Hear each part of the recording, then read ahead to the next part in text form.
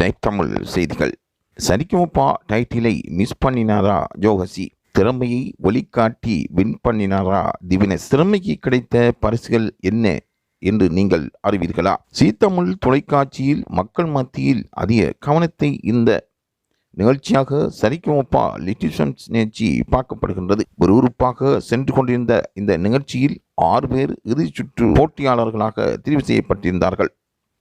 அந்த 6 பேரும் தங்கள் திறமையினூடாக சிறந்த போட்டியாளர்கள் என்றே இனம் காணப்பட்டார்கள். மே 11ஆம் தேதி மாலை 4:30 மணியில் இருந்து நேரு ஸ்டேடியத்தில் Sa Re Ga Ma Pa little champs 4 grand finale நிகழ்ச்சி நடைபெற்றிருந்தது. சிவகார்த்தியன் அதில் சிறப்பு விருந்தினராக கலந்து கொண்டிருந்தார். சிறப்பு விருந்தினராக கலந்து கொண்டு இறுதிச் சுற்று போட்டியாளர்களை உற்சாகப்படுத்தியிருந்தார்.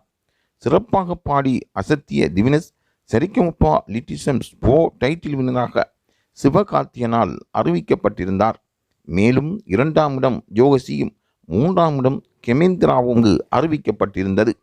அந்த அளவுக்கு அவர்கள் தனது திறமை மீது நம்பிக்கை வைத்து அந்த போட்டியில் பங்கு கொண்டிருந்தார்கள். பல பேருக்கு மத்தியில் பிரபல்யம் பெற்றிருந்த போட்டியாளராக ஜோகசியும் திவினேஷும் மாறியிருந்தார்கள். இதில் யார் ஜோகசியா திவினேஷா என்ற கேள்விகளும் எழுப்பப்பட்டிருந்தன. யாராக இருந்தாலும் ஒவ்வொரு போட்டியாளர்களும் வெற்றியாளர்கள் என்று அங்கிருந்த ரசிகர்கள் எதிர்பார்த்து கொண்டிருந்தார்கள். ஆனால் வாக்குறுதியில் திவினேஷ் முன்னிலை வைத்து வந்தார். அதே போன்று ஜோகசிக்கு கிடைத்த வாழ்த்துக்களும் குறைவில்லை. வரும் சிறந்த பாடகர் என்று ரசிகர்கள் நம்பிக்கை தெரிவித்திருந்தார்கள். இருந்தாலும் இறுதிப் போட்டியில் அதிகமான மக்கள் வாக்கினூடாக திவினேஷ் தெரிவு செய்யப்பட்டிருந்ததை ஜோகசிக்கும் சந்தோஷத்தை ஏற்படுத்தியிருந்தது.